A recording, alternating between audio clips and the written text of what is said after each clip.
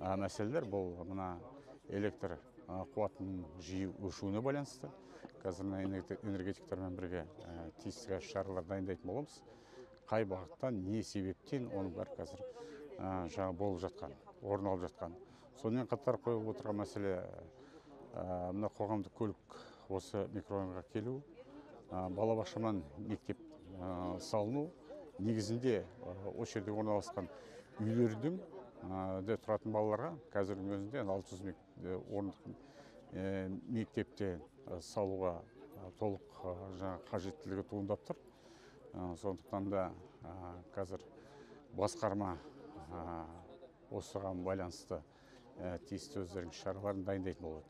Жалпы халықтың көтеріліп келген барлық бағыттағы жұмыстарына тиісті біз енді алгоритм жасап, осының мезгілменен қаржыландыру мәселесін ұсынатын боламыз.